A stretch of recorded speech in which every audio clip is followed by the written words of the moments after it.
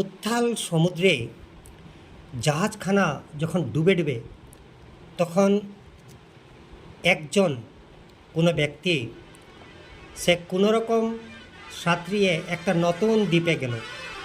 ভাবুন, সেই নতুন দ্বীপটা আমাদের পৃথিবী বরাবর এক সজীব গ্রহ।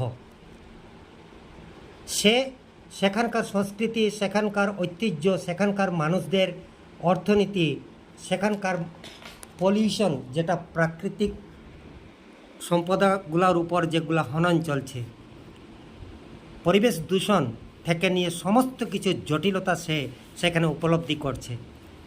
কিন্তু সে অন্তরে জানে যে সে যেখান থেকে রওনা হয়েছিল, সে যেখানে বসবাস করত, সেটা অতি সুন্দর এক দৈবিক নগরের মতো ছিল। সেখানে কোনো প্রাকৃতিক দূষণ ছিল না, সেখানে কোনো অর্থনীতির কোনো কনজেশনস ছিল না, সেখানে মানুষের চোখে কোনো জল ছিল না, কোনো বেমারাদি ছিল না। যখন সে উপলব্ধি করছে যে একটা নতুন গ্রহে সে আসলো, যে গ্রহটা এত বিষাক্তময়, সে অনুভব করছে, দেখছে চোখে যে চারিদিকে পর্যাবরণের এমন অবস্থা, এক অন্তিম অবস্থায়, একটা চরম বিকট অবস্থায় পর্যাবরণ ধূলিসাৎ হয়ে গেছে প্রকৃতির সাথে। 50 ডিগ্রি সেন্টিগ্রেড অবধি যেটা তাপমাত্রা, সেগুলো সেখানের পরিবেশবিদরা, সেখানের সম্মানীয় সরকার বা প্রত্যেকটা সেই গ্রহের যতটা রাষ্ট্র আছে, তারা সেগুলো নিয়ে কোনো গভীর চিন্তা আজ পর্যন্ত করেনি। আর সেই তাপের প্রকোপে আজকে সেখানে সমস্ত জনজীবন, সমস্ত জীবজন্তু, গাছপালা সবাই নির্মমভাবে সহ্য করতে হচ্ছে। সে এমন এক উপলব্ধিপূর্ণ এক ব্যক্তি। সে এক সুন্দর নগরীর কল্পনা করে, যে পরিবেশ দূষণ থেকে অনেক দূরে একটা দৈবিক চেতনাতে সে সমাহিত। কিন্তু আজকে সেই দুর্যোগের ফলে সেই গ্রহে এসে সে অবতরণ করেছে। তাকে অনেক কষ্ট পেতে হয় মনের হৃদয়ের এক অন্তঃস্থলে। সে যখন দেখে পর্যাবরণটা এমত অবস্থায় পৌঁছে গেছে, সে জানে এই যে নতুন গ্রহে সে এসে পড়েছে, এটা বিপজ্জনক অবস্থায় পৌঁছে যাবে। আর এই গ্রহে আর কেউ বাঁচতে পারবে না, একদিন সবাই শেষ হয়ে যাবে।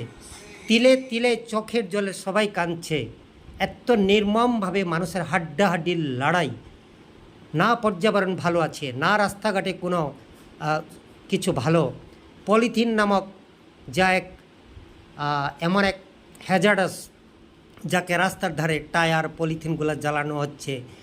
তারপরে রাস্তায় সুন্দর সারি সারি গাছ নেই। আজকে স্কুলের বাচ্চাগুলো সে দেখছে, উপলব্ধি করছে, ওরা সে ভীষণ রৌদ্রে অনেকজন স্ট্রোক হয়ে ওরা চিকিৎসা সেবার জন্য অ্যাম্বুলেন্সে করে আবার চিকিৎসালয়ে যাচ্ছে।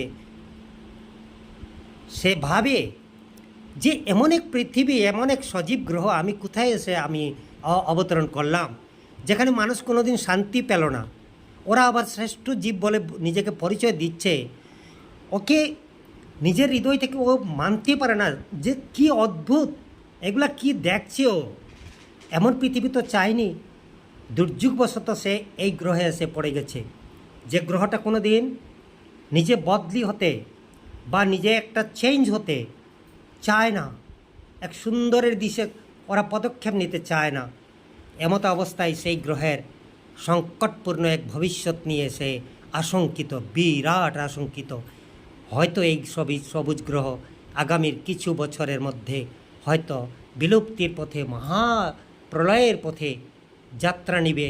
আর এই নতুন এক সভ্যতা একেবারে শেষ প্রান্তে গিয়ে ঠেকবে। আজ সে বিষণ্ণ, আজ সে কথা বলতে পারে না, আজ সে বাক্যহীন, তার কথা কেউই শোনে না।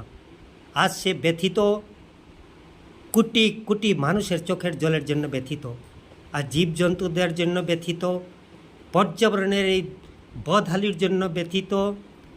আজ সেই সাজানো অর্থনৈতিক যে কনজেশনস, যে মানুষকে এত ব্যথিত করে, যে টাকার কোনো প্রাণ নেই, সেই নিষ্প্রাণ টাকা দিয়ে মানুষ কাঁদানোর যেগুলা ষড়যন্ত্র, সেই মেডিসিনসগুলো, যে মেডিসিন প্রকৃতির মধ্যে মানব জীবজন্তু আজ আর বেঁচে নেই।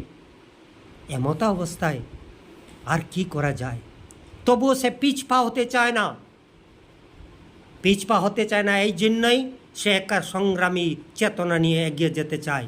এক নতুন পৃথিবীর কল্পনা করে ফিরিয়ে দিতে চায় সেই দৈবিক, সেই সুন্দর, সেই বৈভবপূর্ণ একটা বিশ্বের পরিকল্পনা নিচ্ছে।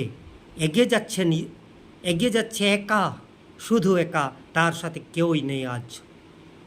সে একেবারে একা, তার আপন কেউই নেই, তার প্রিয় সব্বাই, সে সব্বার জন্য করতে চায়, কিন্তু তার জন্য আজ এই পৃথিবীতে কেউই নেই, তার সংবাদ কেউই শোনে না। এমতা নিষ্ঠুর পৃথিবী আজ হয়েছে, এমতা নিষ্ঠুর আজ এই পৃথিবী সভ্যতা হয়েছে, এমতা নিষ্ঠুর আজ এই পৃথিবী সভ্যতা হয়েছে। জানি না এই পৃথিবীর হবেটা কি, হবেটা কি, হবেটা কি।